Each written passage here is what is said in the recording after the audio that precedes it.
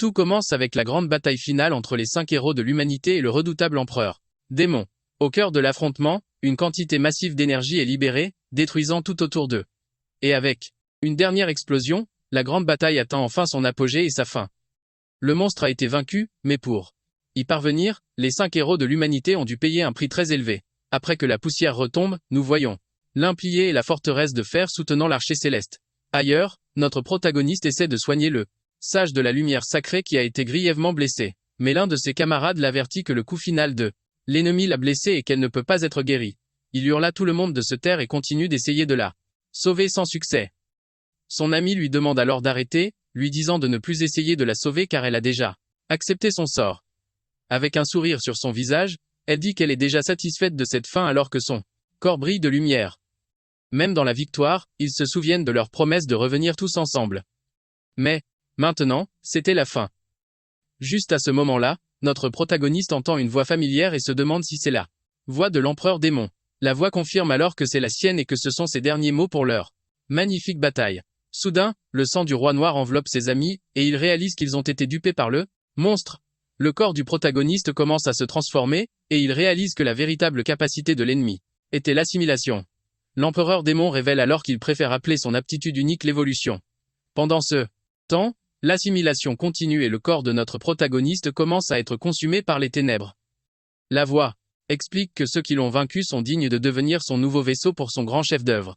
Il se concentre sur notre héros, disant qu'il est le plus fort vaisseau humain de tous. Voyant son camarade se faire posséder, l'un des guerriers crie son nom, essayant de se libérer. Il dit alors qu'il préfère tomber par la main de son ami plutôt que devenir un outil pour l'ennemi. L'esprit du protagoniste est déchiré alors qu'une voix le supplie d'abandonner cette idée et de ne pas éliminer son allié.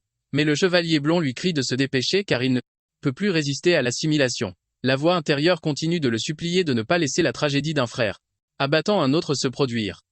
Blond demande pourquoi son épée tremble et si son ami ne peut pas se résoudre à le frapper. Avec un regard sombre, le protagoniste semble se préparer à ce qui doit être fait. La voix du monstre dit que la résistance est futile, et que son côté droit a déjà été complètement assimilé. Avec cela, le chevalier comprend que ce n'était pas de la faiblesse et un petit sourire apparaît sur son visage. Et dans un mouvement rapide, la lame de l'épée flaire, se dirigeant vers sa cible. À la surprise de tous, l'épée transperce la poitrine de l'ami du protagoniste.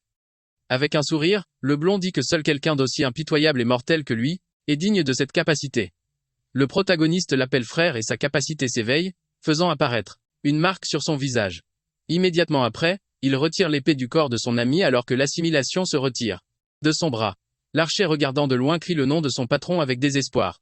Elle et le chevalier lui disent de ne pas laisser le sacrifice être vain et de faire tout ce qu'il faut. Avec un regard plein de détermination et de haine, notre protagoniste semble avoir pris sa décision finale. Il prend alors la vie de ses 2 autres compagnons, et le chiffre 2 apparaît sur son visage. Avec cela, une 3e marque apparaît, indiquant qu'il a absorbé le pouvoir de tous ses alliés. Hurlant de douleur et de rage, le protagoniste libère une énorme quantité d'énergie dorée. La voix de l'ennemi dit que 3 vies échangées contre du pouvoir n'ont suffi qu'à libérer sa main. Mais notre héros répond que pour résoudre le problème final, une seule main est plus que suffisante. Il lève alors son épée vers son propre cou, surprenant la conscience du monstre. À cela, l'entité hurle furieusement, pour qu'il arrête immédiatement cette folie. Sa main démoniaque saisit la lame et la voix l'avertit de ne pas tester sa patience plus longtemps. Et avec un peu de force, l'épée se brise en plusieurs morceaux, devant les yeux de notre jeune homme. Avec la destruction de l'épée sacrée celui-là, le monstre croit avoir gagné la bataille une fois pour toutes. L'entité se vante alors, disant qu'aucune attaque dans ce monde ne peut nuire à sa coquille invincible. Mais soudain, le bruit de quelque chose qui se brise résonne à travers l'endroit, laissant la créature confuse. Notre héros demande alors si le démon pensait vraiment qu'il ne pouvait pas se détruire lui-même et avec un cri, il frappe sa propre poitrine, perçant son corps avec sa main libre. Surpris par l'action du jeune homme, le monstre crie son nom alors qu'une explosion massive se produit. Après que la poussière retombe, nous voyons une scène de destruction avec une traînée d'énergie sombre dans le ciel. La conscience de l'ennemi admet qu'elle l'a sous-estimé, et le protagoniste se demande si c'est sa fin. Agenouillé et blessé, le guerrier se lame pouvoir sauver personne et que tous les démons n'ont pas été anéantis. Avec un regard triste et vaincu, notre jeune homme semble accepter son sort solitaire. Juste à ce moment-là, une figure géante et mystérieuse apparaît et dit que ce qui s'est passé est dommage. Avec cela, la scène change et nous voyons que 5 ans se sont écoulés depuis la grande bataille finale dans une forêt sombre. Quelqu'un commente que cela fait 5 ans que le patron les a quittés. Une autre voix le traite d'idiot et demande s'il ne sait pas ce qu'ils font ce soir. Un monstre dit que tout ce qu'il sait, c'est qu'il devait amener 4 filles humaines et un démon à cet endroit. Il explique que le mémorial de cette année garantira que la nouvelle génération n'oubliera jamais le sacrifice de son créateur. Avec cela, le monstre annonce le début du rituel et dit qu'il va commencer par les 4 offrandes humaines. Dans un mouvement rapide, il attaque les filles. Voyant cela, les autres démons avancent pour se repaître de ce qui reste des offrandes. Il se tourne ensuite et dit que maintenant il versera du sang de démons pour honorer leur ancien empereur. Ensuite, nous voyons que l'offrande finale est notre protagoniste qui est suspendu et grièvement blessé. Lentement, il ouvre les yeux et se demande confus où il est et comment il a fini à cet endroit. Il ne comprend pas comment il est en vie, car il se souvenait avoir péri dans la bataille. Mais le monstre insecte lui donne un coup de pied et hurle à la poubelle de ne pas bouger, le laissant stupéfait. Il continue, disant que le prisonnier est le démon le plus faible et ne mérite même pas un nom. Choqué, notre jeune homme se demande s'il est devenu un démon et remarque que ses yeux sont maintenant verts.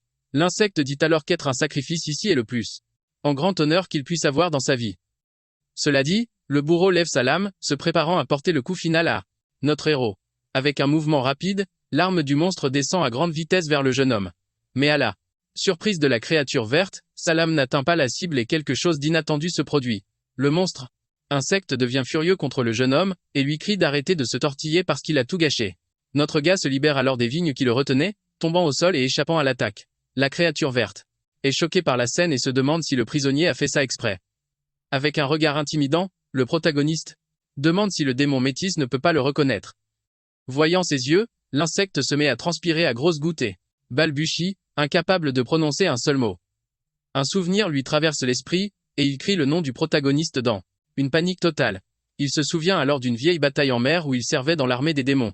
À l'époque, il n'était qu'une recrue et avait été envoyé ramer avec les autres monstres sur le navire. Un de ses supérieurs lui a dit de s'y mettre à fond, car les 4 seigneurs surveillaient tout.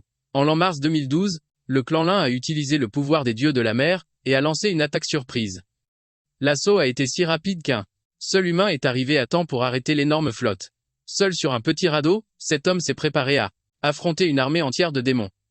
C'était le protagoniste Glon, le tueur de démons de la ville de Bellu, l'un des plus grands héros de l'humanité. Pendant ce temps, de l'autre côté, le roi démon s'apprêtait à donner l'ordre d'attaquer ses trous. Mais la seule chose dont l'insecte se souvient de ce jour-là, c'est que tous ses alliés ont péri. Là, et créature se souvient que tous ses camarades ont été éliminés lors de cette terrible confrontation en mer. Il se rappelle qu'à l'exception du seigneur Chou, tous les autres démons ont trouvé la mort ce jour-là. Au milieu de la destruction, plusieurs rois démons ont été anéantis, et un seul d'entre eux a survécu. Même couvert de sang, le regard et du héros montrait une détermination comme s'il rassemblait son aura. Au milieu de la pluie et des éclairs, le guerrier se tenait ferme et imposant devant ses ennemis. De retour dans le présent, le visage du monstre insecte montre une terreur pure lorsqu'il fait face à notre jeune homme. Il explique alors qu'avec le bon angle, il est facile de détruire le point faible des démons crustacés. Notre gars réalise qu'il a été ressuscité, mais sa capacité a été remise à niveau 1. Voyant cela, les autres démons crient de le charger tous en même temps pour attaquer. Avec seulement quelques mouvements, il anéantit 9 démons et un chiffre romain apparaît sur son corps. Il dit que les serviteurs étaient faibles et qu'il n'est devenu qu'un peu plus fort avec sa capacité. Un autre monstre, observant à distance et terrifié par la force montrée par le jeune homme. Voyant qu'il n'a aucune chance, la créature bizarre essaie de fuir cet endroit aussi vite que possible. Mais le protagoniste utilise la lame de l'insecte et épingle le mille patant sa fuite. Alors que la créature roule de douleur, notre jeune homme s'approche et saisit une de ses jambes avec sa main. Après le combat, il va vers les corps des filles et les recouvre d'un tissu pour leur donner un peu de dignité. Même dans un nouveau corps et avec une nouvelle vie, sa détermination en tant que héros de l'humanité n'a pas changé.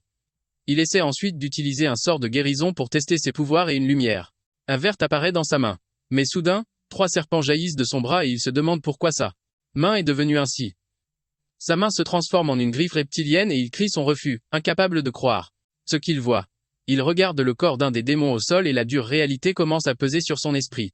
Désespéré, le jeune homme tombe à genoux alors que des pointes commencent à pousser de son dos. Il comprend. Finalement qu'il n'a pas été ressuscité mais réincarné dans le corps d'un démon. Avec sa main sur son visage, il ne peut pas accepter qu'il soit devenu une partie de cette race honteuse qu'il déteste tant. Il se souvient à quel point il méprisait cette race inférieure, et maintenant, il est l'un d'eux. Avec un cri de rage, il dit que la seule valeur des démons est d'être éliminé par lui. Après son explosion, il se calme un peu mais l'expression sur son visage reste est sombre. Le goût dans sa bouche est amer et il crache sur le sol avec dégoût de lui-même et de sa nouvelle forme. Mille pattes le menace disant qu'il va le tourmenter et le faire hurler de douleur comme un humain. Il ignore les menaces. Et dit qu'il ne sait pas pourquoi il a fini comme ça. Mais il comprend les conséquences. Le monstre se demande pourquoi le lâche d'avant est si différent mais décide de lui faire encore plus peur. Mais avant qu'il ne puisse faire quoi que ce soit, notre héros charge vers l'avant et anéantit le mille pattes d'un seul coup. Avec la lame de l'insecte à la main, il finit sans pitié. Le dernier monstre de cet endroit. Même en tant que démon, il décide qu'il continuera son ancienne mission d'anéantir tous les démons. Avec un sourire terrifiant, il dit qu'il n'a rien à redire car maintenant il peut les chasser de l'intérieur. Il se souvient avoir entendu dire que 5 années sont écoulées depuis qu'il a péri avec l'empereur démon. Maintenant, il décide qu'il est préférable de trouver un endroit où séjourner et ensuite enquêter plus en profondeur sur ce qui s'est passé. En grimpant, il aperçoit le crâne d'un troll géant et reconnaît l'endroit où il se trouve. Il réalise que les démons y ont construit une forteresse et trouve cela très pratique pour eux. La forteresse a été construite sur le squelette du troll de montagne rond, un de ses anciens ennemis. Continuant son chemin, il trouve la grotte où il a séjourné autrefois et confirme que ses souvenirs sont corrects. L'endroit semble sûr et exempt de démons. Alors, il décide de l'utiliser comme cachette temporaire. Pour se réchauffer et se reposer un peu, notre jeune héros décide d'allumer un petit feu de camp. Assis près du feu, il réfléchit à tout ce qui s'est passé et à la façon dont sa vie a changé radicalement. Même avec un nouveau corps, ses yeux portent toujours la même détermination qu'avant la fin de sa vie précédente. Près du feu, il commence à sculpter une petite poupée en bois pour passer le temps. À ce moment-là, un souvenir de ses anciens amis lui vient à l'esprit, et il se souvient des bons moments. Il se rappelle un jour où un de ses amis a dû improviser et lui a donné une jupe de feuilles. Ses compagnons n'ont pas pu se retenir et ont éclaté de rire à son nouveau look. Notre héros n'était évidemment pas du tout content de la blague et n'était clairement pas amusé. De retour dans le présent, une forte vague de nostalgie le frappe et un regard mélancolique prend le dessus sur et son visage. Il finit ensuite de sculpter la petite statue en bois d'un de ses anciens compagnons. Soigneusement, il place la figurine à côté d'autres qu'il avait faites auparavant. Au total, il a fait 5 petites statues, une pour chacun de ses amis disparus. En regardant les figurines, il se souvient de cette époque et de la façon dont les choses étaient différentes. Un autre souvenir refait surface et il se dit qu'il aurait pu faire mieux. Avec une expression sérieuse, il prend ensuite une des petites statues en bois et la mange. Immédiatement après, il jette le reste des poupées dans le feu pour les brûler et les réduire en cendres. Les souvenirs de ses amis s'estompent alors que le feu consume lentement le bois. Puisqu'il est un démon maintenant, il décide de l'utiliser à son avantage et de les détruire de l'intérieur. Soudain, un violent mal de tête le frappe et il commence à recevoir les souvenirs du corps du démon. Il voit que l'ancien propriétaire était un démon faible au sang de serpent qui se faisait toujours battre par les autres. Dans les souvenirs, le démon travaillait comme serviteur sur la montagne ronde et notre héros se demande s'il était fermier. Un autre souvenir montre un professeur démon donnant une leçon sur les affaires mondiales à d'autres monstres. Un des étudiants se plaint de la classe, et nous voyons que l'ancien propriétaire du corps était utilisé comme repose-pied pour un démon. Il se souvient que les démons étaient des outils de guerre, créés par l'empereur assoiffé de sang. Mais en seulement 5 ans, ils ont développé une civilisation et se sont installés dans ces terres. Avec toutes ces nouvelles informations, notre héros quitte enfin la grotte pour explorer le monde extérieur. En regardant l'horizon, il regrette de ne pas avoir été assez fort pour tout résoudre dans le passé. Alors, il jure que dans cette vie, il deviendra plus fort que jamais pour anéantir tous les démons. En utilisant les souvenirs des démons, il trouve une carte indiquant l'emplacement du terrain d'entraînement 2.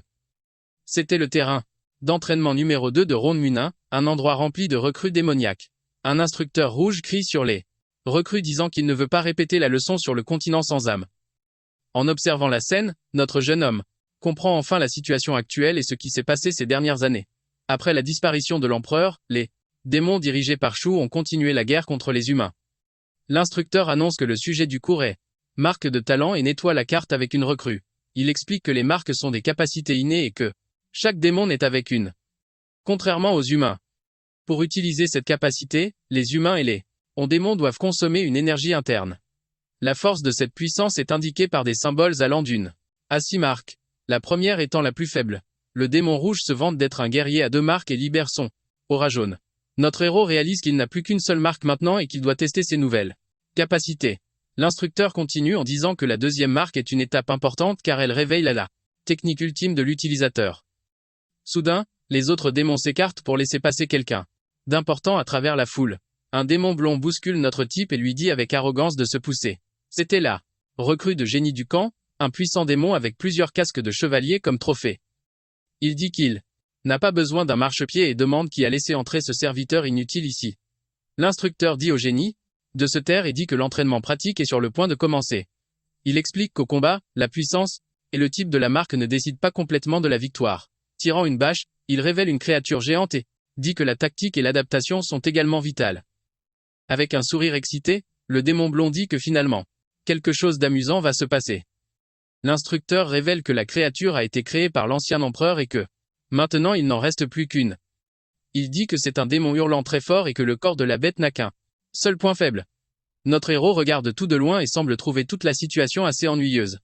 Il pense qu'il n'y a rien d'utile pour lui ici et décide qu'il est temps de quitter cet endroit. Il regrette de ne pas pouvoir anéantir les démons pour monter de niveau, et décide de ne pas attirer l'attention. Soudain, l'œil de la créature géante brille d'un rouge intense et elle se prépare à attaquer. La bête se libère alors facilement de ses chaînes et charge furieusement sur les recrues. L'instructeur rouge essaie de retenir le monstre avec la chaîne, crie à la créature de rester en place. Il se vante que même si la bête a 3 marques, son point faible est entre ses mains. Mais à la surprise du démon rouge, la créature laisse échapper un sourire terrifiant et moqueur. La bête dit alors que la nouvelle génération de démons est pathétique, laissant l'instructeur sous le choc. Elle révèle qu'elle a fait semblant pendant des semaines pour mener à bien la mission de son maître et maintenant elle va tous les anéantir. Le corps du monstre commence à se fissurer, et une énergie sombre s'en libère. En un clin d'œil, la créature se jette en avant et anéantit l'instructeur démoniaque d'un seul coup. Toutes les autres recrues, y compris le génie blond, sont complètement terrifiées par la scène, lance une attaque dévastatrice contre les racines, anéantissant plusieurs démons à la fois.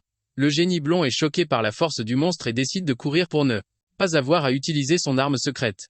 Alors qu'il essaie de s'échapper, il heurte notre protagoniste qui bloque intentionnellement son chemin. Allongé sur le sol, le démon arrogant hurle furieusement, demandant pourquoi le bâtard se met en travers de son chemin. Avec un regard calme, notre jeune homme essuie simplement du sang de son armure, ignorant l'agitation. Au milieu du chaos, la créature géante remarque que l'une des recrues est restée en arrière, et le regarde intensément. Avec un sourire, la bête le nargue, lui demandant s'il peut s'échapper alors qu'elle élimine d'autres démons. Voyant qu'il n'a pas d'issue, le blond se prépare à utiliser son arme secrète en dernier recours. Le monstre lance alors une attaque puissante et sombre directement sur notre héros. D'énormes griffes sombres avancent à grande vitesse, prêt à écraser le jeune démon. Mais au lieu de courir, le protagoniste fait face à l'attaque de front, alors que ses yeux brillent intensément. La bête est surprise et se demande ce qui se passe et d'où vient cet étrange aura. Elle ne comprend pas pourquoi le faible ne la craint pas et se demande s'il connaît sa véritable faiblesse. Mais elle rejette l'idée car ses 9 parents ont péri il y a des années et une recrue ne les aurait jamais vus. Avec un coup de pied puissant sur le sol, notre jeune homme se prépare à montrer au monstre ce qu'est la vraie puissance. La bête se convainc et que ce n'est qu'un jeu de la part du jeune démon. Debout au milieu de la destruction, notre héros affronte le monstre avec une présence écrasante. Avec un regard noir, il avertit que si la créature fait un pas de plus, elle connaîtra sa fin. La créature décide de devenir sérieuse, se préparant à montrer son autorité. Avec cela, il libère une puissance primale et se jette en avant avec une attaque dévastatrice contre notre type. Mais notre héros reste debout sans une seule égratignure, tandis que le démon blond est hors de combat. Derrière lui, le monstre fait un mouvement rapide. Fuyant à toute vitesse, le monstre pense que le combat est trop risqué et décide qu'il vaut mieux s'enfuir. Tout le monde est choqué de voir le démon massif s'enfuir et le génie blanc n'arrive pas à croire ce qu'il vient de voir. Ensuite, notre héros tend la main au démon au sol pour l'aider à se relever. Le démon blond le regarde avec une expression de totale confusion, ne comprenant pas ce qui se. Il pense que le MC essaie de se rapprocher et dit qu'il est un génie à 2 sauts alors que l'autre n'est qu'un serviteur. Avec un regard dédaigneux, le génie arrogant dit qu'il ne tombera pas dans le petit tour idiot de notre héros. À ce moment-là, notre type arrache simplement un morceau des vêtements du démon blond, le laissant stupéfait. Il utilise ensuite le morceau de tissu pour essuyer le sang de sa main avec un calme étrange. Le blondinet devient absolument furieux de son attitude et le traite de sale fermier. Bientôt, les autres recrues s'approchent et demandent comment il a réussi à effrayer le démon hurlant. L'un d'eux exige une réponse et notre héros explique qu'il a lu que la créature ne peut pas voir les objets immobiles. Les démons croient le mensonge et l'un d'eux dit que le livre a été écrit par le tueur de démons Garant. Avec un sourire narquois, notre héros révèle qu'il mentait et que les démons hurlent ont en fait une excellente vision. Le démon blond s'énerve et accuse le novice d'être arrogant juste parce qu'il a lu quelques livres. L'un des hommes de main demande si leur patron va bien et il fait comme si de rien n'était, disant qu'il est juste fatigué. Ensuite, Le génie ordonne à ses 5 disciples de suivre le MC et de l'éliminer de la manière la plus humiliante possible. Les 5 démons acceptent la mission avec des sourires malicieux, prêts à traquer. Ils le suivent jusqu'à un endroit isolé et disent qu'ils l'ont suivi assez longtemps et qu'il est temps de passer à l'action. Sur ce, les 5 voix émergent du brouillard et l'un d'eux dit que personne n'interférera avec leur combat. Les monstres se dispersent dans le brouillard encerclant notre protagoniste afin qu'il n'ait aucun moyen de s'échapper. Il commente que son venin est faible et qu'une morsure au plus ne fera que piquer un peu. Alors, les démons décident de se séparer pour le trouver au milieu de toute cette fumée. Soudain, l'un des voyous hurle de douleur, disant que le serpent du Serra lui a mordu l'estomac. Son corps succombe alors au venin et il explose en 1000 morceaux. Le ver se répand dans la zone et commence à affecter les autres monstres également. Sur ce, 2 démons hurlent de désespoir, disant qu'il y a du poison dans la fumée et que leurs yeux brûlent. La silhouette de notre jeune homme apparaît au milieu de la fumée toxique alors que le démon hurle d'agonie. Il dit qu'il va utiliser ses 5 sales trucs pour tester les applications de son sceau de talent. Sa lignée de serpents anciens lui donne une vision thermique et il explique comment il peut maintenant voir dans le noir. De plus, en concentrant la puissance dans ses bras, il peut créer des serpents pour attaquer ses ennemis. Les démons se demandent ce qui est arrivé à leurs amis. Et notre perso principal réfléchit à sa nouvelle flexibilité tactique. Soudain, le chef des démons pousse un puissant hurlement se préparant au combat. À ce moment, notre héros émerge enfin de la fumée. Le démon rouge le nargue, disant qu'il n'est rien sans le brouillard, tandis que son frère le menace. Alors, le monstre charge à grande vitesse, prêt à porter un coup dévastateur. Il fait claquer son brasame pour une attaque puissante qui tranche l'air. Le démon poursuit son mouvement avec une expression furieuse, prêt à achever notre gars une fois pour toutes. En regardant la scène, l'autre monstre est impressionné par la puissance déployée par son frère. Mais notre protagoniste reste calme, analysant chaque mouvement de l'ennemi avec ses yeux. Le coup du monstre approche rapidement, semblant impossible à esquiver ou à contrer. À la surprise générale, le perso principal esquive l'attaque et assène un coup brutal au démon. Le démon survivant est complètement paralysé de peur par ce qui vient de se passer. Voyant qu'il n'a aucune chance, la créature se rend et implore pour sa vie, blâme le blondin pour les ordres. Mais notre protagoniste ne semble pas le moins du monde convaincu par son excuse. Bidon. Désespéré, le monstre propose de le conduire à la grotte secrète du blondinet qui doit contenir de précieux trésors. Le perso principal pense qu'il peut utiliser les trésors pour évoluer et décide que cela vaut la peine d'y jeter un coup d'œil. Alors, les deux marchent à travers une forêt, et le monstre annonce qu'ils sont presque arrivés. Atteignant le bord d'une falaise, la créature pointe vers une grotte cachée derrière la cascade. Mais avant que le monstre ne s'en rende compte, notre héros l'attrape par derrière, plongeant la créature dans la panique. Le perso principal l'utilise comme bouclier humain, et le jette directement dans un piège à flèches. Le chemin étant libre, notre jeune homme remercie la créature d'avoir désamorcé le piège pour lui. La grotte est une fosse profonde remplie de flèches avec un petit coffre qui attend à la fin. Pendant ce temps, à la forteresse de la montagne, un démon se prépare à faire un rapport. Il informe son chef qu'un démon hurlant a été effrayé par un simple serviteur serpent. Le chef du territoire, nommé Broyeur d'os, entend le rapport et trouve tout cela très intéressant. De retour dans la grotte, notre héros ramasse le coffre et se demande pourquoi c'est la seule boîte là-bas. À l'intérieur de la boîte, il trouve une petite bourse. Mais une voix lui crie de laisser tomber l'objet. Soudain, le génie blond apparaît dans une attaque rapide et parvient à arracher la bourse des mains de notre jeune homme. Furieux, le démon arrogant lui crie dessus, lui demandant comment il ose toucher à ces précieuses choses. Le démon furieux lance un coup de pied dans la direction de notre jeune homme. Notre héros esquive l'attaque du blondinet qui tombe alors au sol, criant que sa jambe a été blessée dans l'attaque. Le génie blond est choqué et se demande pourquoi il est si différent d'avant. Il se rend compte qu'il ne peut pas se battre de front, et qu'il doit se replier pour que sa jambe puisse guérir. Il décide donc de reculer et s'envole à grande vitesse pour échapper au combat. On voit le blondinet fuir à toute vitesse. Debout sous la cascade, notre jeune homme note que c'était un autre démon de type aviaire. Seul dans la grotte, il semble pensif, réfléchissant à ce qui vient de se passer là-bas. À ce moment, un sombre souvenir d'autres démons aviaires refait surface dans son esprit. On voit les pieds de notre héros alors qu'il décide qu'il doit poursuivre le blondinet. Il court alors à grande vitesse dans le tunnel vers le démon blond. Avec un regard de rage, il se prépare à éliminer le démon. Hurlant, notre héros dit que les démons aviaires méritent d'être éliminés plus que tout. Il rattrape le démon blond en plein vol et l'attaque avec un coup de poing puissant. Avec l'impact, les deux commencent à dégringoler à grande vitesse vers le lac. Même en chute libre, notre jeune homme assène un coup de poing dévastateur, en plein visage de l'ennemi. Le blondinet utilise alors ses griffes pour porter un coup brutal au perso principal. Mais il finit par lui donner un coup de pied, l'envoyant voler dans l'eau. Notre héros atterrit alors, doucement sur le lac, comme si de rien n'était. Le blondinet le nargue, disant qu'il n'a pas eu de chance de tomber. Dans le lac de Bill, soudain, quelque chose commence à bouger sous la surface de l'eau, se rapprochant. Sur ce, plusieurs créatures étranges émergent du fond du lac et encerclent notre jeune homme. Les créatures l'attrapent de tous les côtés, mais il ne semble pas le moins du monde inquiet. Le blondinet explique que ces insectes le dévoreront, jusqu'à ce qu'il ne reste plus rien. Il révèle que le lac a été formé par la bile d'un clan de démons très puissant. Tiré vers le bas, il mord l'une des créatures de toutes ses forces. Avec cela, il commence à absorber l'énergie de la créature pour augmenter sa propre puissance. Il se libère des créatures avec une explosion de puissance, laissant tout autour de lui détruit. Le blondinet est surpris par sa force mais reprend rapidement ses esprits. Il dit que même si le protagoniste est fort, il ne pourra jamais éliminer tous les insectes. Puis notre jeune homme lance une attaque avec sa main et plusieurs serpents d'énergie jaillissent vers le blondinet. Les serpents d'énergie jaillissent de l'eau et attaquent le démon dans les airs à grande vitesse. Il esquive et tranche les serpents avec ses ailes, se moquant de la vitesse d'attaque. Il continue de narguer, disant qu'à cette vitesse, notre héros aurait de la chance de transporter du fumier.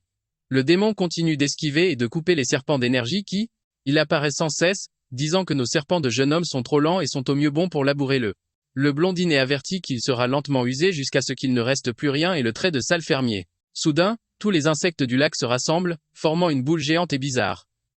Les serpents d'énergie fusionnent avec la boule d'insectes, créant une créature bizarre. La créature bizarre s'envole dans le ciel à grande vitesse, surprenant le démon blanc. Avec un regard déterminé, notre héros prépare son attaque finale pour mettre fin au combat. La créature de serpent et d'insectes charge à grande vitesse vers le démon blond. La créature bizarre frappe le démon de plein fouet avec une attaque rapide, choqué par la vitesse, et se demande comment l'attaquer, devenu si rapide tout d'un coup. Avec cela, seuls les restes des insectes anéantis restent dans le lac. Il dit que les insectes ne l'ont fait passer que le deuxième saut, mais c'est suffisant pour s'occuper de l'oiseau. Sourire glaçant. Il menace le blondinet, disant qu'au prochain clignement, il lui ouvrira le crâne. Le démon le traite de fou pour avoir dit de telles absurdités et saisit un arc pour se défendre. Ensuite, notre jeune homme avance à une vitesse incroyable, laissant l'ennemi complètement surpris. Le blondin crie de ne pas être sous-estimé et charge une flèche d'une puissante énergie violette. Il révèle qu'il s'agit de la flèche magique de Lorchou et que le destin l'a gardée pour ce moment précis. Il tire la flèche, libérant une explosion d'énergie vers notre héros. Le blondinet semble confiant que son attaque finale atteindra sa cible. Mais à sa grande surprise, notre protagoniste arrête simplement la flèche avec sa main nue. Des serpents d'énergie émergent de son corps et le blondinet ne comprend pas ce qui se passe. Les serpents enveloppent ensuite notre jeune homme et la flèche magique dans une scène complètement bizarre. Ils forment un cocon autour de lui et retombent dans l'eau. Lentement, la main de notre jeune homme émerge de l'eau, entourée d'une mystérieuse énergie violette. Le blondinet regarde depuis le rivage confus, se demandant si sa flèche mortelle a réussi à le finir. Soudain, un démon aux cheveux roses apparaît et accourt, inquiet, demandant si son frère va bien. Elle dit qu'elle a suivi la traînée de plumes et il la rassure, disant qu'il vient de s'occuper d'un petit voleur. Il regarde ensuite la bourse dans sa main.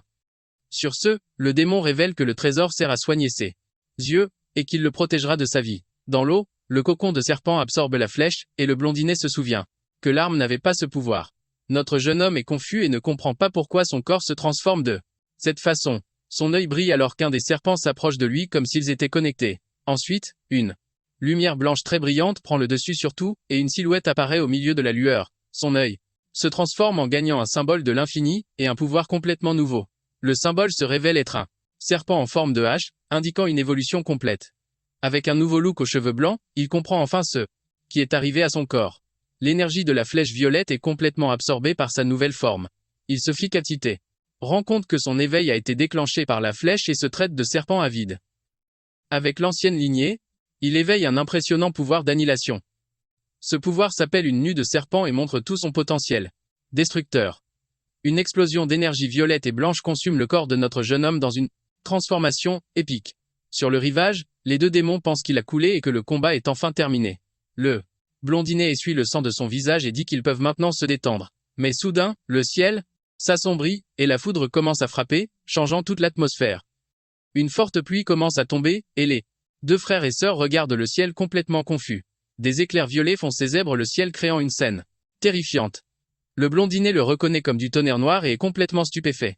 L'eau du lac commence à bouillonner et à briller d'une lumière violette intense. Une énorme explosion d'énergie jaillit du fond du lac, illuminant tout autour. L'onde de choc de l'explosion fait presque tomber les deux démons qui se protègent. Le blondinet dit que quelque chose a sauté de la foudre et sa sœur demande ce que c'est et où c'est. Elle pointe le milieu du lac avec un regard de peur sur son visage. Au milieu du lac, une statue émerge avec notre héros au sommet, sous une nouvelle forme et avec un nouveau pouvoir. Le démon blond n'en croit pas ses yeux et est totalement choqué. Notre héros apparaît en mode berserk, maintenant avec des cheveux blancs et une aura imposante. Les deux frères et sœurs regardent sa nouvelle forme avec crainte et se préparent au pire. Notre jeune homme révèle sa nouvelle forme, appelée Tonnerre féroce. Il avoue son erreur d'avoir été trompé auparavant. Mais maintenant tout sera différent. Le blondinet n'accepte pas la défaite et charge furieusement en avant, lui criant de ne pas devenir prétentieux. Il vole à grande vitesse vers notre héros, mais le MC lance une attaque violette. L'attaque frappe le démon de plein fouet, le faisant tomber vers le lac. Il hurle de rage d'avoir été trompé une fois de plus par notre jeune homme. L'attaque détruit l'aile du blondinet, le laissant vulnérable et incapable de voler. Le protagoniste dit que le niveau de puissance du blondinet n'est pas suffisant pour tester ses nouvelles capacités. Avec une dernière attaque énergétique, il précipite le démon avec force dans l'eau. Sa sœur regarde tout avec désespoir et crie le nom de son frère en panique. Elle court vers le lac sous la pluie, essayant de retrouver son frère disparu. Le blondinet s'enfonce dans l'eau en termes simples, disant que s'il était seulement plus fort, les choses seraient différentes. Il sait qu'après son départ, le protagoniste n'épargnera certainement pas sa sœur. Avec un rugissement de fureur, il libère une explosion d'énergie pour se sauver. Notre jeune homme regarde la scène avec un sourire narquis sans avoir l'air surpris. Le blondinet révèle sa nouvelle forme, appelée costume de plume de colombe avec une aura jaune. Sa sœur est émue de voir qu'il a enfin éveillé son autorité. Les larmes aux yeux. Elle dit qu'elle ne le laissera plus se battre seul. Elle utilise ensuite son œil démoniaque dominant pour invoquer une bête géante et sombre. Les deux frères et sœurs crient ensemble, préparant une attaque combinée qui lance une attaque appelée la flèche du ciel, tombant vers notre héros. Mais notre jeune homme se prépare à riposter avec toute sa puissance nouvellement éveillée.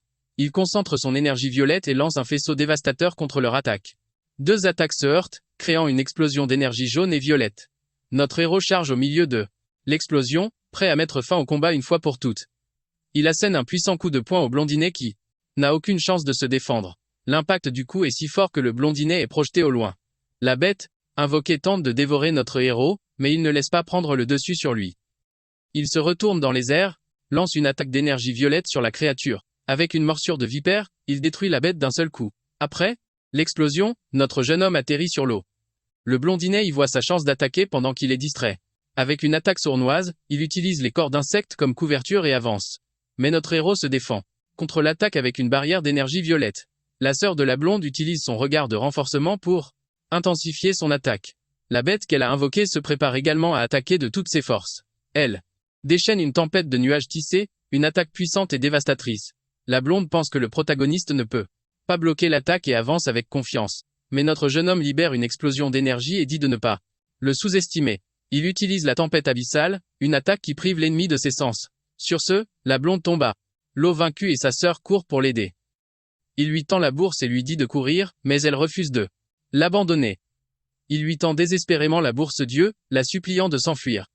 Notre jeune homme s'approche. Et la blonde implore qu'on lui rende le sac avec les yeux. Dans le sac, plusieurs yeux humains sont révélés et la blonde continue de supplier. Notre héros explique que sa sœur a besoin de manger des yeux humains frais pour ne pas devenir aveugle. Les deux frères et sœurs s'étreint et implorent pitié, disant qu'ils ne veulent plus les yeux. Le MC se détourne et dit qu'il va poser une question alors que la pluie cesse. Il demande si les gens à qui on a arraché les yeux ont aussi imploré pitié. Les deux frères et sœurs sont laissés sans voix par sa question et ils savent pas quoi dire. Avec un regard froid, il exige une réponse par oui ou par non sans tourner autour du pot. Se regarde tristement et la sœur dit qu'elle a oublié. Elle baisse les yeux avec une expression vide comme si elle se fichait des victimes. Notre héros réfléchit que les démons n'ont pas changé du tout même avec leur nouvelle civilisation. Assis sur le rivage, il pense qu'ils sont juste passés de faire du mal pour le plaisir à faire du mal pour le profit. Il mord dans une pomme et conclut qu'il traite la vie comme quelque chose sans valeur. Avec sa nouvelle forme, il dit que son plus grand gain a été la forme du tonnerre féroce. Il explique que cette forme consomme une tonne d'énergie, donc il ne peut pas l'utiliser quand il veut. Un démon appelle son patron pour qu'il vienne voir les corps et dit que leur disparition n'avait rien à voir avec le temps. Il révèle que les têtes des frères et sœurs ont été arrachées par un éclair d'une manière rapide et violente. La patronne concasseur d'os arrive et dit qu'il semble qu'un invité indésirable a envahi son territoire. Pendant ce temps, quelqu'un se cache dans la forêt, observant la scène de loin. La chef avertit qu'elle enquêtera personnellement sur toute fin mystérieuse de nouveaux talents. Avec une sur l'épaule, notre jeune homme marche à travers la forêt comme s'il était un simple fermier. Concasseur d'os le voit et s'approche de lui avec un regard suspicieux. Elle demande qui il est, et ce qu'il fait là, et il répond qu'il cherche des bats sauvages. La patronne se souvient alors de lui comme de l'esclave de la ferme qui a effrayé le démon hurlant. Elle le repousse en disant qu'elle a des choses plus importantes à gérer en ce moment. Le démon lui marche dessus et le menace, lui disant de trouver de bonnes bats pour et sa tarte. Il tombe au sol sous son pied, ayant l'air complètement impuissant et soumis. Elle se penche près de lui avec un sourire séduisant et le menace. Avec un regard sérieux, notre héros pense à sa brève rencontre avec la commandante. Et c'est laquais. Il réalise que cette confrontation rapide a suffi à tester le pouvoir de son sceau. Alors maintenant, il se considère comme un démon de type vitesse, ce qui lui donne un avantage contre les types puissance. Les amants, n'étant pas capables de retirer le 4 SO d'Amonus, c'est Monus car sa capacité aurait énormément progressé. Mais le problème n'est pas seulement l'avantage de type, c'est l'énorme écart de puissance brute entre eux. Malgré tout, le MC ne peut pas supprimer l'envie intense de la traquer et de terminer le travail. Avec une lueur dans les yeux, il décide que la chasse au pouvoir et la vengeance commencent maintenant. Pendant ce temps, la commandante des démons lit un livre enquêtant sur la récente série de décès. Elle analyse les informations et découvre que les marques sur les corps n'ont pas été faites par l'électricité. Alors qu'elle poursuit ses recherches, elle cherche une capacité, appelée « montagne de cadavres ». Cependant, elle exclut une autre possibilité et semble être dans une impasse avec ce mystère. Du haut d'une falaise, notre héros décide qu'il doit devenir plus fort pour une attaque surprise. Juste à ce moment-là, un petit démon aperçoit deux monstres en train de conclure un marché louche avec une charrette. Les contrebandiers se cachent et l'un d'eux dit de ne pas s'inquiéter car l'endroit est. Le petit scarabée va ensuite à un lac et semble se faire croquer par une grenouille. Mais en réalité, le scarabée était contrôlé par notre héros qui l'utilisait comme appât. Il touche la grenouille et pense avoir trouvé un raccourci secret pour monter de niveau facilement. Avec ces nouvelles informations, il arrive à une grotte, avec une énorme porte et un garde devant. Un monstre violet l'arrête et lui demande de voir son laissez-passer pour le marché noir.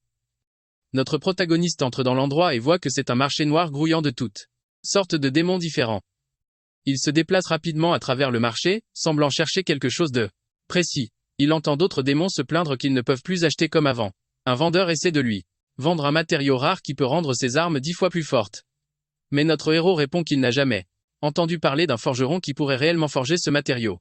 Un autre vendeur fait la publicité de cœur fermenté et un client se plaint que c'est de la contrebande. Un démon gromme que la commandante a interdit la vente d'aide il y a 2 ans. En entendant cela, le protagoniste trouve ce comportement louche et soupçonne qu'un complot se paie. Plus loin, un démon rouge annonce qu'il a des ouvriers à vendre et la foule s'emballe. Le vendeur essaie de calmer tout le monde en disant qu'il vendra tout le lot à un prix de liquidation. À ce moment-là, notre héros s'avance et dit qu'il veut acheter tous les prisonniers. Le vendeur s'énerve et demande si notre type a de l'argent, puisqu'il ressemble à un clochard total. Calmement, le MC offre la flèche de tonnet vicieuse comme paiement, laissant le vendeur stupéfait. Le démon dit alors à ses hommes de main d'emmener les prisonniers afin qu'ils puissent avoir une conversation privée. Juste à ce moment-là, l'un des enfants aux yeux bandés trébuche et tombe au sol. En tombant, le petit garçon laisse tomber une petite bourse qu'il serrait fort. Désespéré, le garçon essaie de reprendre la bourse, criant qu'ils l'attendent. Un monstre lézard se plaint qu'il voulait garder le grassouillet pour s'amuser un peu avec lui tout seul. Le vendeur demande s'il est pressé de vendre l'article parce qu'il a peur de cette commandante démon blonde. Avec un sourire narquois sur son visage, le vendeur semble très satisfait de la négociation. La porte se ferme alors, et les deux sont laissés seuls à l'intérieur de la pièce pour finaliser l'accord. Une énergie violet foncé explose de l'intérieur de la pièce et le démon nu d'agonie. Plusieurs serpents d'énergie attaquent le vendeur qui n'a aucune chance de se défendre. La porte reste fermée mais maintenant un liquide sombre commence à s'infiltrer par-dessous. Lentement, la porte s'ouvre et une lumière vive illumine tout le couloir sombre. Notre héros sort alors de la pièce avec un collier brillant et un regard déterminé. La porte claque, alors derrière lui, révélant le désordre qu'il a laissé derrière lui. À l'intérieur, on voit que notre jeune homme n'a épargné personne et a éliminé tous les démons. Pendant ce temps, à l'extérieur, les voyous emmènent les prisonniers vers un lieu sûr. Le lézard dit alors aux enfants de se taire, mais notre héros apparaît de nulle part et frappe le monstre par derrière avec un coup final. Sur ce, il dit qu'il est maintenant assez fort pour au moins maîtriser un poulet. La petite fille blonde est complètement horrifiée par la scène de violence gratuite. Le corps du démon lézard tombe au sol juste à côté d'elle, éclaboussant, enfin des trucs partout. La jeune fille terrifiée le traite de démon parmi les démons. Il pense à sa compétence passive qui heureusement a une faible chance de s'activer. Le combat terminé, notre jeune homme se tient devant les deux enfants sauvés. Il rend alors la petite bourse en tissu que le petit garçon avait laissé tomber plus tôt. Le garçon dit merci et reprend la bourse avec un sourire de soulagement et de bonheur. Alors qu'il guide les enfants hors de là, la fille propose de porter la corde pour. Il jette la corde de côté et dit qu'il n'aime pas voir les gens attachés et qu'ils sont libres. Utilisant ses pouvoirs, il guérit les yeux des hommes et ils sont incroyablement reconnaissants de pouvoir enfin revoir. Il commence alors à guérir le petit garçon, mais dit aux adultes de la fermer parce qu'ils n'arrêtaient pas jacasser et de le remercier. Confuse, la fille demande pourquoi il les a sauvés puisqu'il est aussi un démon et il répond parce que j'en avais envie. La petite fille est complètement bouche bée et stupéfaite par la réponse brutale et simple de son mystérieux sauveur. Mais avec son œil brillant, il dit à la petite de se taire parce qu'il est occupé à finir de guérir le garçon. Notre jeune homme fixe alors les humains sauvés, se demandant comment il devrait dire au revoir une fois pour toutes. Sur ce, un silence gênant envahit l'endroit et la petite fille blonde ne sait plus quoi faire jusqu'à ce que soudain, une ampoule s'allume au-dessus de sa tête et elle semble avoir une excellente idée pour briser la glace. Alors la fille se tourne vers tout le monde et dit qu'elle va raconter une blague pour détendre un peu l'atmosphère. Elle commence à raconter une histoire à propos d'une taverne qui offrait une belle réduction sur la 3e boisson pour célébrer un festival. Avec un sourire sur son visage, elle continue en disant qu'un homme a demandé au barman un verre de la 2e boisson. À ce moment-là, les hommes sauvés lui lancent juste des regards vides, ne comprenant pas du tout la chute de sa blague. La petite fille prend alors un visage innocent, réalisant que sa tentative d'humour n'a pas vraiment fonctionné. Mais soudain, le son d'un rire étouffé résonne dans la grotte, surprenant tout le monde. Un des hommes montre notre héros du doigt et la petite fille est ravie que quelqu'un ait compris sa blague. Cependant, sorti de nulle part, un serpent d'énergie sombre émerge des pieds de notre protagoniste et se jette en avant. La créature s'enroule alors autour de la petite fille qui hurle de terreur ne comprenant pas ce qui se passe. Le serpent frappe les autres personnes qui crient également de douleur et de panique à cause de l'attaque. Un des hommes tombe au sol sous le choc et crie à l'aide à son sauveur, incapable de croire qu'il a été trahi de la sorte. Assis sur un rocher, notre jeune homme les regarde et dit qu'ils ont été très naïfs de lui faire confiance.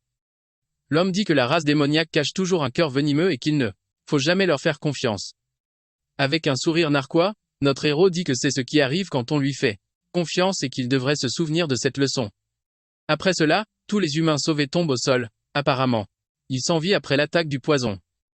Il s'approche alors de la petite fille et lui demande pourquoi elle résiste au poison qu'il a libéré. Mais en pleurant, la fille dit qu'il ne voulait pas les achever et voulait seulement les assommer. Notre jeune homme reste silencieux pendant un moment, une expression sérieuse sur son visage. Là, aux filles dit qu'il voulait juste leur apprendre à ne pas faire confiance aux démons, et il demande ce qui la rend si sûre. Elle hurle alors que c'est parce qu'il est un bon démon et c'est pourquoi elle lui fait entièrement confiance. Ce moment-là, le petit garçon se réveille et demande à son amie ce qu'elle veut faire maintenant. Avec ses yeux brillants, elle dit qu'elle veut le suivre, mais le MC répond qu'il n'a pas besoin de poids mort. Elle se présente. Alors comme celui-là, une forgeronne, et promet qu'elle ne le gênera pas du tout. Notre héros reconnaît le nom et demande si elle est la petite fille d'un homme nommé Alexius. Surprise, Claire me demande comment il connaît son grand-père, laissant le MC perdu dans ses pensées. Il explique qu'ils sont de vieilles connaissances, qu'il l'a même tenue dans ses bras quand elle n'était qu'un bébé. Sur ce, un souvenir d'une vieille forge lui revient à l'esprit, révélant un peu plus de son passé. Dans les souvenirs, on voit Alexius, le grand-père de Sula, dire qu'il ne forge pas d'épée pour ceux qui font du mal aux leurs ou aux innocents. Avec un regard sérieux et méfiant, il fixe intensément notre héros de cette époque. Le forgeron dit que le MC pue le sang et que son sceau de talent peut encore le sentir même après toutes ces années. Il dit alors à notre jeune homme de partir, mais le MC révèle que Sœur Dial a envoyé le trouver. Il dit alors qu'il veut l'épée d'acier que le forgeron est en train de forger et le vieil homme demande s'il est avec cette sœur. Notre héros confirme alors juste avec un bref signe de tête. Alexio reste silencieux pendant un moment, une expression sérieuse sur son visage alors qu'il évalue la situation. Il accepte alors de forger l'épée, disant qu'il remboursera une faveur qu'il lui devait avec cette arme. Le vieil homme Alexio montre une petite statue qu'il a reçue de la sœur et dit qu'il prévoit de l'utiliser comme garde pour la lame. Notre jeune homme demande quand il pourra récupérer l'épée, et Alexius lui dit d'être patient car cela prendra quelques jours. Il mentionne alors qu'il doit appeler un érudit pour bénir la naissance de son petit enfant qui est en route. La scène changeait. Nous voyons notre jeune homme agenouillé au milieu d'un paysage froid, désolé et enneigé. En arrière-plan, nous voyons une maison complètement détruite et une épée coincée dans le sol. Alexio apparaît alors tenant un bébé et notre héros s'approche pour demander où est son épée. Le forgeron montre l'arme coincée dans la neige et dit au guerrier d'aller la chercher lui-même. Alexis révèle que le nom sur l'épée est celui-là, le même que celui de sa petite fille. Puis, avec un regard sérieux, notre jeune homme s'enquiert des parents du petit enfant. Alexius lui dit qu'il était parti lorsqu'une horde de démons a envahi et attaqué leur village. Il explique que les créatures ont tout anéanti et tout ce qu'ils ont vu sans pitié. Il demande alors si et la bien-aimée de notre héros ont également péri entre leurs mains. Avec une expression de douleur, le MC confirme que oui, ils sont tous partis à cause de la race démoniaque. Le forgeron tend le bébé aux guerriers et aux profanes qu'elle n'a même jamais eu la chance de recevoir. À sa bénédiction. Notre jeune homme regarde alors la petite Sula dans ses bras avec un regard déterminé. Il décide de lui donner sa propre bénédiction et souhaite que son nom l'accompagne dans son voyage. Alexius demande s'il doit changer la garde de l'épée alors que des démons s'approchent d'eux. Il suggère que dans l'état actuel de notre héros, il n'a peut-être plus besoin de pitié. Le protagoniste s'interroge sur le sens de la pitié face à l'armée ennemie. Il réfléchit ensuite au fait que guérir les blessés n'est qu'un remède illusoire pour la secte de la pitié. Il se prépare au combat, affrontant la horde de démons avec sa nouvelle épée à la main, jurant qu'il agira avant que les méchants ne puissent lever leur l'anneau avec sa nouvelle épée. Il charge la horde de démons, promettant de tous les éliminer. Sans pitié. Notre héros déclenche des frappes puissantes et précises et chaque mouvement de sa lame laisse une traînée et de destruction. En un clin d'œil, il anéantit plusieurs monstres à la fois, démontrant sa vitesse et sa force. Impressionnante. Il ne montre aucune hésitation dans ses yeux. Sa seule mission est de continuer à se battre, jusqu'à ce qu'il ne reste plus personne debout. Le visage couvert de sang, il jure d'empiler les corps de ses ennemis, jusqu'à ce qu'ils forment de véritables montagnes. Pour lui, la vraie pitié est de tous les anéantir afin que les innocents n'y aient plus jamais à souffrir. Mais dans le présent, la jeune Sula dit que son grand-père lui racontait des histoires à son sujet, mais elle demande pourquoi il ressemble à un démon maintenant. Notre héros esquive la question, disant que c'est une longue histoire et qu'il prend juste très bien soin de lui. Puis il retourne les questions contre elle. Cela croise les bras et déclare qu'elle ne retournera chez son grand-père qu'après avoir forgé l'ultime lame d'anéantissement des démons. Voyant sa détermination, son reflet brille dans son œil alors qu'il la regarde attentivement. Alors, il l'encourage à continuer son dur labeur et elle est totalement excitée, demandant s'il croit vraiment en elle. Avec un regard pensif, le protagoniste dit qu'avoir une passion est une bonne chose, et il en est même un peu jaloux. Ensuite, il écrit une note pour les humains se présentant comme le chevalier vampire, et leur laissant des instructions. Sur ce, il laisse les humains évanouis sur l'herbe afin qu'ils servis, puissent reprendre leur chemin en toute sécurité à leur réveil. À son réveil, l'un des hommes trouve la note écrite avec enthousiasme qu'ils ont été sauvés par le légendaire chevalier vampire. Suivant les instructions, les humains, sauvés s'habillent et commencent leur long voyage vers la liberté. Le petit garçon semble toujours incrédule, demandant si tout ce qui vient de se passer était réellement réel. Pendant ce temps, notre héros retourne à la grotte et dit qu'il s'est occupé de quelques démons. Cela montre ensuite firmement la simple forge qu'elle a construite, elle-même, disant que c'était un jeu d'enfant à assembler. Mais elle déplore que le meilleur matériau se trouve dans une mine occupée. Elle n'a donc aucun moyen de mettre ses vrais talents à profit. Notre protagoniste lui tend un matériau rare et doré, la laissant complètement abasourdie. Il dit qu'il a attrapé le matériau plus tôt et cela le félicite avec enthousiasme, le traitant de maître voleur. Notre héros demande ensuite si elle sait comment forger cet acier et cela se vante, disant qu'elle est l'une des 3 seules personnes au monde capables de le faire. L'expression d'ISS devient sombre lorsqu'il apprend que le 3e forgeron est l'actuel roi démon de la guerre, Agricola. Elle explique que ce roi est le plus fort de l'histoire et qu'il n'y a que 6 armes fabriquées à partir de ce matériau dans le monde entier. Perdu dans ses pensées, il réalise qu'il doit devenir plus fort le plus rapidement possible pour faire face à cette nouvelle menace. Celui-là demande alors où il va, et notre héros répond qu'il va continuer sa chasse pour devenir plus fort. Ailleurs, un démon rapporte à son patron qu'il n'y a pas eu de survivants au marché noir, ce qui la met en rage. Le patron se détend dans une source chaude et leur ordonne de pendre les corps sur la place pour avertir tout le monde. Le laquais demande comment ils sont censés trouver le coupable, mais le patron lui dit juste de se taire et de se remettre au travail immédiatement. Elle le menace ensuite, disant que si le petit déjeuner des esclaves de la ferme est inférieur à la normale, le lendemain, ils ne vivront pas pour en voir un autre. Elle s'enfonce dans l'eau, pensant qu'elle a vraiment envie de sucre de haute qualité. Pendant ce temps, des démons parlent de la situation, et l'un d'eux pense que ce doivent être des bandits d'autres territoires. Notre garçon surprend la conversation et l'un d'eux mentionne que le patron remarquerait un démon de haut niveau à moins qu'il ne soit déguisé. Réalisant que les monstres sont en état d'alerte élevé, sa main brille une énergie verte alors qu'il planifie son prochain mouvement. Près d'un groupe de monstres, il conclut que se faire passer pour un faible est une bien meilleure façon de passer au niveau supérieur. Un couple de démons trouve le corps d'un autre dès lors comment que cela arrive. Beaucoup ces derniers temps. Notre garçon les entend et réfléchit au fait que ce n'est pas lui qui a éliminé ce type, donc quelque chose d'étrange se passe vraiment. Traversant le village, il se demande s'il y a un autre prédateur qui chasse les démons dans cette zone à part lui. Avec ses instincts aiguisés, il s'arrête. Soudainement, sentant qu'il n'est pas seul. Son œil brille intensément alors qu'il concentre son attention pour détecter la présence mystérieuse. Il scannait ensuite le village abandonné, essayant de localiser d'où vient cette étrange sensation. Juste à ce moment-là, il jette un coup d'œil dans une ruelle et remarque une silhouette suspecte se déplaçant dans l'obscurité. Il trouve étrange que quelqu'un suive un simple esclave et ce n'est certainement pas pour apprendre à cultiver le blé. Sur ce, la silhouette mystérieuse sort de l'ombre et notre héros se prépare. En un clin d'œil, la silhouette encapuchonnée se jette en avant, lançant un puissant coup de poing droit sur notre garçon. Dès que notre garçon esquive, il renvoie un coup de poing à l'ennemi. Mais la défense de l'ennemi est si forte que notre héros se brise sa propre main à l'impact. Il était époustouflé par la puissance défensive de l'ennemi semble complètement impassible face au coup de poing de notre garçon. Alors que l'ennemi le fixe, notre garçon brise rapidement le support en bois qui maintient un bassin d'eau sur le toit d'une maison voisine. L'ennemi voit que l'eau est sur le point de tomber juste au-dessus d'eux. Saisissant l'opportunité, notre héros se précipite vers l'ennemi pour attaquer. L'ennemi est surpris qu'il puisse encore attaquer, après avoir encaissé ce coup. L'ennemi dit qu'il l'a surestimé, et bloque l'attaque de notre garçon. Le protagoniste libère ensuite une énergie violette de sa main, se préparant à un assaut. Soudain, cette énergie jaillit et se dirige vers l'ennemi surpris. La force de l'attaque est si puissante qu'elle anéantit le sol où se tenait l'ennemi. L'explosion d'énergie violette se répand dans tout le village, détruisant tout sur son passage. Il se demande si l'ennemi a résisté au coup, augmentant la densité de la puissance dans son corps. Les deux s'affrontent ensuite au milieu de la destruction, entourés d'or de différentes couleurs. Le manteau de l'ennemi commence à se dissoudre, apparaissant comme s'il était coire. Il fait d'eau. Le manteau fond alors complètement, tombant au sol et se brisant. Sur ce, seuls les restes déchirés du manteau sont laissés sur le sol du village. L'ennemi se révèle et dit qu'elle ne le poursuivra pas, car elle sait qu'elle ne peut pas l'attraper. La méchante pense qu'il est dangereux et se demande si elle devrait l'achever, ou si elle le capture un jour, le transformer en son petit chien de salon. Au loin, notre garçon réfléchit au fait que pour l'instant, il ne peut que la griffer et qu'il aura besoin d'une nouvelle façon de la vaincre pour de bon. Un rideau de fumée apparaît. Une vision de celui-là en danger traverse son esprit l'inquiétant.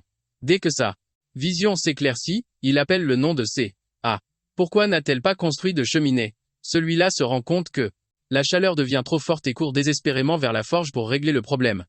Avec une expression moite et concentrée, elle tient le métal chaud avec une paire de pinces se donnant à fond. Au milieu de la fumée, elle continue son travail à la forge pendant que notre héros la regarde attentivement. Notre garçon demande si l'épée est pour lui. Celui-là répond oui, lui montre la lame finie et dit qu'elle l'a fait à sa taille puisqu'il est encore un peu faible. De retour au présent, classé en forgeant la nouvelle épée pour notre héros et elle dit que c'est son chef-d'œuvre. Celui-là dit à notre jeune homme que Gilhomme serait fier du résultat de l'épée. La nouvelle lame, à motif ondulé est enfin révélée, brillant d'une intense lumière dorée. Il tient ensuite la nouvelle armélou, le travail de la jeune fille en disant qu'elle a fait un travail formidable avec la forge. Il demande ensuite pour la garde et le pommeau, mais la jeune femme dit qu'elle n'a pas encore les bons matériaux pour ça. Notre héros enroule ensuite un tissu autour de la lame et répond que pour l'instant c'est plus que suffisant. Regardant l'arme nouvellement fabriquée, il demande si la petite Sula lui a déjà donné un nom. Elle dit que puisque l'épée longue s'appelait Q, celle-ci devrait s'appeler petite Q et il est d'accord. Juste après, on voit à quoi ressemblera l'arme une fois terminée avec une aura verte sinistre qui l'entoure. Il dit que comme on pouvait s'y attendre d'une épée, en acier pleine d'angoisse, son corps a à peine le temps d'attendre pour l'absorber comme une offrande. Mais il contrôle ses instincts et dit que ce n'est pas encore le moment, car il doit attendre que l'épée soit complète avant qu'elle ne puisse évoluer. À ce moment-là, Sua lève son marteau pleine de détermination et dit qu'elle va travailler très dur pour finir l'arme. Demande s'il peut utiliser sa technique d'épée, mais il dit que l'endroit n'est pas assez haut pour ça. Le lendemain matin, Sula dort et bave, complètement KO après une longue journée de travail, jusqu'à ce qu'une délicieuse odeur envahisse l'air et la réveille, alors qu'elle marmonne que l'arôme est incroyable. La bouche grande ouverte, Sula fixe une énorme tarte aux fruits sur la table. Elle demande comment il en sait faire ça et il explique qu'il a appris à l'Académie royale. On le voit ensuite placer un fruit de plus sur le dessus pour décorer le dessert. Notre héros emmène la tarte ailleurs, et deux gardes disent qu'ils vont chercher du vin pour leur chef. Il entre ensuite dans une salle où le commandant du territoire l'attend affalé sur un canapé. Leurs regards se croisent, et il a l'air très sérieux, tandis que la démone sourit malicieusement. Alors qu'il s'approche avec le plateau, le commandant dit que c'est un long plat et demande à voir les marchandises. Elle le félicite ensuite d'être intelligent et de s'être servi à elle sur un plateau d'argent. La démone répète qu'il est très intelligent alors qu'elle se penche pour manger la tarte. Juste à ce moment-là, elle se tourne et crie au garde en bas d'apporter le vin immédiatement. Dans ce moment de distraction, notre héros attaque en utilisant sa forme de tonnet féroce. Le commandant est choqué avec une coupure sur le visage et reconnaît l'épée en acier pleine d'angoisse. Il la menace en disant qu'elle n'aura pas autant de chance avec sa prochaine frappe. Pour se défendre, le chef invoque un grand bouclier doré appelé l'aigle de l'aube. Notre jeune homme pense que comme il imaginait, elle a un saut de talent défensif et veut le tester davantage. Le commandant dit qu'une surprise de ce calibre ne lui plaît pas et se prépare au combat. Notre héros ricane alors en disant que peut-être qu'il n'a pas mis assez de miel dans la tarte pour elle. Sur ce, il charge avec une attaque d'énergie violette qui s'oppose violemment au bouclier doré. L'impact de la collision génère une explosion massive qui détruit tout autour d'eux. Les deux sont enfermés dans une lutte de pouvoir, leurs armes et leurs auras s'affrontant. Le commandant sourit alors, avec confiance, alors qu'elle se prépare à contre-attaquer. Utilisant la pointe de son bouclier, elle lance un coup, appelé la frappe du crépuscule. L'attaque de la démone jaillit et frappe notre héros en plein visage. Le coup lui laisse une petite blessure au visage alors qu'il est repoussé. Il contre-attaque alors avec une telle force que l'impact crée une onde de choc. L'impact projette la démone à travers la salle alors qu'elle tient bon avec son bouclier protecteur. Elle pense que notre héros attaque imprudemment et que son pouvoir va bientôt s'épuiser. Notre héros réalise que son épée est plus faible que son bouclier et pense à un nouveau plan d'attaque, une explosion d'énergie violette. Il lance un filet de foudre depuis le sol tandis que le chef regarde. Le commandant se moque de son attaque, la qualifiant de truc bon marché et saute par-dessus le filet de foudre. Il reconnaît la technique qu'elle utilise pour se protéger, une compétence développée par son ancien ami Faye. Mais avec cette réalisation, il devient furieux qu'elle ait volé la technique de son ami et ose se comparer à lui. Le chef démon ne comprend pas sa colère et demande pourquoi il est si énervé à ce sujet. Elle se lance ensuite une fois de plus avec la pointe de son bouclier, préparant un coup perçant. La frappe notre jeune homme de plein fouet, perçant sa poitrine et le blessant gravement. Même blessé, il parvient à reculer alors que son arme se transforme en une lance géante. Commandant ricane, en disant que c'est ridicule pour lui de se laisser distraire au milieu d'une tentative de la vaincre. Soudain, des serpents d'énergie verte apparaissent et s'enroulent autour de la lance du démon. Elle ne comprend pas ce qui se passe et se demande si ce n'est qu'un autre de ces trucs bon marché. Juste, à ce moment-là, la nouvelle épée en acier forgé apparaît, brillant intensément de puissance. Le chef est choqué et dit qu'il a eu beaucoup de culot à apporter ça dans leur combat. Avec un regard fou dans ses yeux, le protagoniste dit que l'échauffement est enfin terminé. Il se met ensuite en position avec son épée et déclare que la vraie bataille peut commencer maintenant. On nous raconte une légende ancienne sur la façon dont un héros a affronté un serpent géant pour protéger les trois lunes. La légende dit que même sans sa lance, le héros s'est battu à main nue et s'est sacrifié pour gagner. De retour dans le combat, le commandant libère son aura dorée, se préparant à une attaque puissante, mais elle réalise trop tard qu'elle a commis une erreur fatale en changeant d'arme. Notre héros profite de l'ouverture qu'elle a donnée en passant de la lance au bouclier, et se lance avec un mouvement rapide. Il la perce avec son épée dans une frappe propre. Regard froid, il semble avoir pris le dessus dans le combat. Cependant, la démone sourit et attrape la lame dans son corps en disant « Enfin, je t'ai eu ». À ce moment-là, son bras se transforme en un gantet géant appelé la main armée de Thèbes. Avec sa nouvelle arme, elle prépare un coup de poing dévastateur avec une immense énergie dorée. Il essaie de bloquer le coup, mais la force du gantelet est écrasante et le repousse. L'impact du coup de poing est si fort qu'il crée une onde choc qui brise le sol autour d'eux. Notre héros pense qu'il doit esquiver à tout prix et trouver une chance de guérir. Mais au lieu de courir, il se prépare à attraper le gantelet géant. Il attrape son coup de poing et le chef est surpris qu'il tente une clé articulaire. Notre jeune homme dit alors qu'il est un combattant expérimenté et que ça ne le dérange pas de se battre au sol avec elle. Avec une série de mouvements de grappling, il l'emmène au sol et l'immobilise complètement. Elle le maintient au sol et dit que ses blessures internes doivent le déchirer et qu'il est vraiment coriace. Avec un sourire, le commandant dit qu'il serait dommage de juste l'achever comme ça. La démone presse alors son pied contre le visage de notre héros de toutes ses forces. Elle l'invite alors à travailler pour elle, mais il la regarde avec un regard de haine pure. Il se libère rapidement avec son épée, et le chef prend cela comme sa réponse. Sur ce, la commandante l'attaque avec un coup de poing dévastateur de son gantelet qui atterrit en plein sur lui. Le coup puissant du gantelet géant avance avec une force écrasante contre notre héros. L'impact de la collision crée une explosion massive qui détruit complètement le sol du château. L'attaque est si puissante qu'elle perce le toit de la tour et continue de s'envoler dans le ciel. L'énergie du coup frappe le crâne géant à l'extérieur et le brise en 1000 morceaux. Le combat laisse un trou massif dans la tour qui va de haut en bas, montrant la destruction. Elle dit que sans l'épée, le coup de poing l'aurait réduit en miettes. Mais avec des blessures aussi graves, la démone refuse de croire qu'il est encore vivant. Cependant, au milieu de l'épave, notre jeune homme utilise un art de guérison pour récupérer. Il atterrit ensuite sur un rocher flottant, et se prépare pour son prochain mouvement. Dans le ciel, une sphère d'énergie violette se forme au-dessus du crâne géant de la montagne. Avec son épée brillante, il se prépare à utiliser sa technique la plus puissante. La commandante reconnaît le mouvement et se demande si c'est la deuxième forme de la technique de l'épée. Sa technique, le tonnet fantôme, frappe le crâne avec une puissance absurde. Furieuse, la chef démon lui crie dessus et prépare une contre-attaque avec son gantelet. Elle rencontre alors son attaque avec son poing qui brille d'or. Les deux puissances entrent en collision dans une explosion d'énergie. La collision est si forte qu'elle engloutit toute la forteresse dans une lumière aveuglante. Mais après la retombée de la poussière, nous voyons que la tour a été gravement endommagée par l'impact. À l'intérieur de la salle en ruine, notre héros émerge de la fumée et des décombres.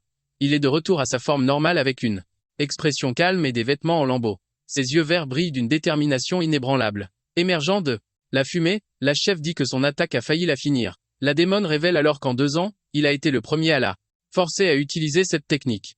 Elle révèle son séné, la bannière de bataille immortelle qui absorbe et redirige toute attaque qu'elle reçoit. Notre héros est stupéfait et s'interroge sur la puissance de cette bannière de bataille immortelle, que la chef crée des griffes d'énergie rose et se prépare pour le coup final contre son adversaire. La commandante charge alors avec ses nouvelles armes, lui disant d'emporter cette fierté avec lui. En fer. Le protagoniste est confus par sa technique et se demande si cela a quelque chose à voir avec son ami. La démone arrête alors son attaque avec un regard stupéfait sur son visage, n'ayant aucune idée de ce qu'il vient de dire. De retour dans le présent, la commandante démon semble réfléchir aux événements récents qui se sont déroulés sur son territoire. Notre MC enlève ensuite le bandage enroulé autour de son cou. Il y a peu de temps, il y a ce groupe d'aventuriers qui parle du héros légendaire qu'ils sont censés rencontrer. Juste à ce moment-là, la fille du groupe aperçoit un sommet de montagne étrangement rond, au loin. Soudain, ce soi-disant sommet commence à trembler violemment et à se soulever du sol, prenant tout le monde complètement au dépourvu. Il s'avère que ce n'était pas une montagne, c'était la tête d'un monstre géant avec des yeux rouges brillants. Et juste comme ça, l'énorme troll de Montagnier Rond se met debout, révélant son corps gigantesque au héros. Mais au lieu d'attaquer, le monstre saisit sa propre tête et commence à hurler de douleur. Ils sont tous confus alors que la tête de la créature commence à devenir pointue. L'un des guerriers reconnaît l'attaque comme la technique légendaire de l'épée de la chute céleste. Juste après, une puissante entaille d'énergie traverse proprement la tête de la créature. Un faisceau de lumière descend du ciel, perçant complètement le crâne de la créature géante. Ensuite, l'énorme créature commence à s'effondrer. Ce géant massif ressemblant à quelque chose sorti tout droit d'un anthème s'écrase, complètement sans vie. À ce moment, la mystérieuse sainte apparaît maniant une puissante énergie dorée. La figure mystérieuse crée une barrière d'énergie protégeant le groupe de l'impact de la chute massive. Avec le corps du troll maintenant sur le sol, une énorme onde de choc balaie tout le champ de bataille. Lorsque la poussière retombe, enfin, la tête géante du monstre gît, immobile sur le sol. Au loin, le groupe d'aventuriers fixe la carcasse de la créature qui vient d'être anéantie. Mais tout d'un coup, les dents du troll commencent à bouger comme si quelque chose essayait de sortir de sa bouche. Effrayé par les mâchoires qui bougent toutes seules, le groupe se prépare rapidement pour un autre combat. La carcasse de la créature commence à jaillir encore plus de sang, faisant un énorme gâchis de la zone. Juste à ce moment-là, une main trempée de sang émerge lentement de l'intérieur de la bouche du troll. Trempé de sang, notre protagoniste se relève de l'intérieur de la créature. Avec un regard froid, il s'enquiert des 3 aides que Movek a mentionnées dans sa lettre. Le héros blond répond qu'ils sont tous des camarades contre l'empereur démon. Mais notre MC dit que tracer une ligne claire entre eux est mieux pour toutes les personnes impliquées. Notre garçon bondit devant eux, rayonnant d'une aura puissante. Après avoir dépassé Blondie, il dit que les sentiments trop profonds peuvent devenir un fardeau ou un danger caché. Ensuite, notre protagoniste affronte le tank de l'équipe. Le chevalier géant est complètement en désaccord avec la façon de penser de Gland. Notre héros répond, alors qu'il se fiche de son opinion. Cela dit, il se contente de se tourner et de s'éloigner. Le blond a ensuite demandé au grand gaillard de lui pardonner, expliquant que le gamin a une personnalité difficile, mais le chevalier dit que tout va bien, car il n'a pas non plus l'intention d'être ami avec ce type. Ailleurs, le démon aux cheveux violets voit quelqu'un et demande « Est-ce vraiment toi ?» Il s'avère qu'elle fixe notre héros qui a l'air beaucoup plus propre maintenant. Notre protagoniste le confirme avec un simple oui et un léger sourire sur son visage. La démone devient super heureuse et le serre fort dans ses bras, criant qu'il est vivant aussi. Submergée par l'émotion, elle saute dans ses bras et s'accroche désespérément. Notre garçon demande alors pourquoi elle pleure, disant qu'elle n'était pas comme ça avant. Elle dit, elle n'a jamais pensé qu'elle serait capable de revoir un camarade. Glenn a un regard triste sur son visage et s'excuse, disant que si seulement il avait fait mieux. Juste à ce moment-là, deux démons apparaissent à la porte et demandent ce qui se passe. Les deux monstres voient leur général, sur le dos de notre héros. Elle dit aux deux sortir et dit qu'elle va se reposer pour reprendre des forces. Alors, ils obéissent simplement. Les deux partent, l'air plutôt suspicieux. Maintenant qu'ils sont partis, notre protagoniste utilise un sort de guérison sur elle. Elle lui demande s'il s'est senti coupable tout ce temps pour ce qui s'est passé dans le passé. La démone le coupe, disant qu'elle a toujours trouvé agaçant qu'il se blâme pour tout. Elle crie de douleur et il lui dit de tenir bon puisqu'elle lui a cassé plus d'os qu'il ne lui en a cassé. Après cela, les deux s'assautent pour manger des fruits et discuter un peu plus. Il confirme qu'il a été réincarné en démon il y a 2 ans et qu'il a également retrouvé sa sœur. Notre protagoniste est choqué et demande si son ancien camarade, vous savez, a changé d'équipe. Il insiste demandant comment son amie est devenue une femme de la race des démons. La démone le regarde fixement avec une expression sérieuse sans dire un seul mot. Avec un sourire narquois, elle révèle finalement qu'en fait, elle a toujours été une femme. Glenn est complètement muet face à cette révélation et n'arrive pas à croire ce qu'il vient d'entendre. Il est encore sous le choc de l'information, fixant son ancien compagnon dans une confusion totale. Elle demande ensuite si pendant les 3 années où ils se sont connus, il pensait vraiment qu'elle était un souvenir montre son ami, avec le chevalier géant en armure. Notre protagoniste est stupéfait et se souvient s'être disputé une fois avec Mévec. Notre héros demande ensuite si tout le monde était déjà au courant. Elle confirme que oui, chacun de leurs autres compagnons était au courant. Indigné, il demande pourquoi elle ne lui a jamais dit la vérité, mais elle lui retourne la question, disant qu'elle supposait juste qu'il le savait déjà. Glenn lui demande de confirmer que ce n'est pas une blague et elle rappelle comment il l'appelait Gigi.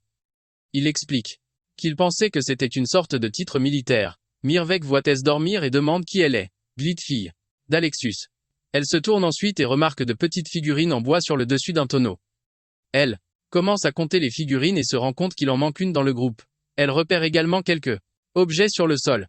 Elle ramasse ensuite les objets sur le sol. Notre protagoniste répond qu'il lui rappellerait d'être meilleur à l'avenir, avec un regard déterminé. Notre garçon jure qu'il éradiquera le mal et protégera tout le monde. Mais sa compagne se met juste à rire, trouvant sa promesse assez hilarante.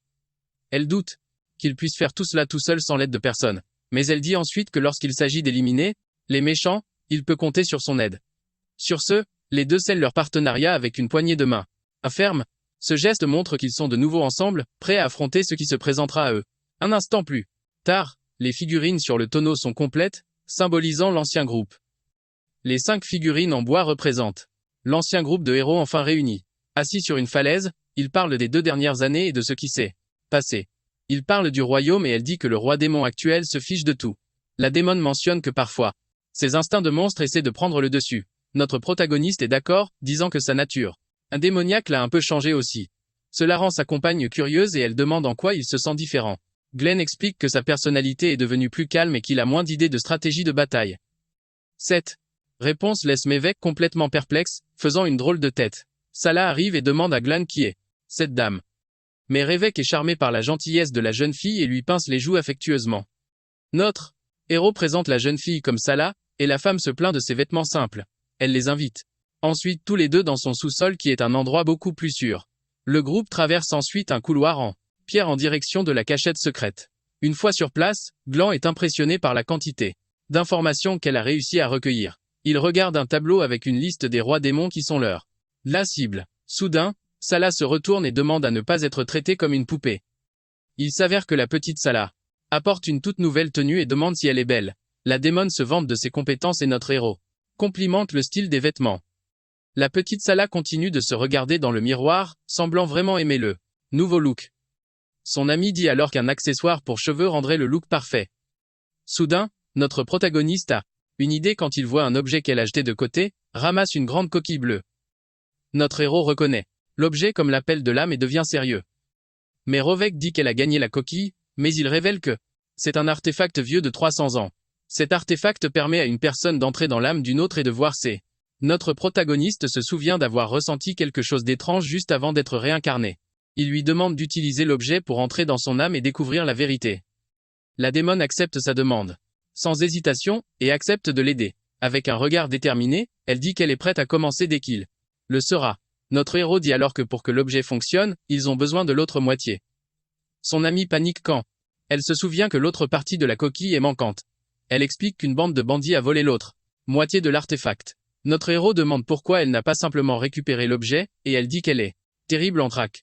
Blanc se plaint que même après toutes ces années, elle ne s'est pas améliorée dans les techniques de furtivité. Il dit que ses tentatives d'être sournois sont si mauvaises qu'un aveugle pourrait la repérer. La dame pleure et promet de s'entraîner à l'avenir. Mais notre garçon lui crie de le faire maintenant. Ailleurs, nous voyons le camp des bandits où ils ont l'artefact volé. Les voleurs sont rassemblés autour d'un feu de camp, parlant des diverses provisions qu'ils ont reçues. À l'intérieur d'une tente, le chef du gang parle avec une femme de ses projets futurs. Le grand patron révèle qu'il veut devenir assez fort pour combattre un dragon maléfique. Dehors, quelques membres transportent 2 boîtes lourdes qui sont des hommages d'un autre groupe. Il s'avère que nos héros utilisent les boîtes pour se faufiler dans le camp sans être vus. De l'intérieur de leur cachette, Mouvk complimente le plan et notre protagoniste lui dit d'arrêter avec les métaphores. Il commente l'infiltration, disant qu'il y a trop de bandits pour une attaque directe. L'un d'eux craint que quelqu'un ne s'enfuit avec leur moitié de la coquille au milieu du chaos.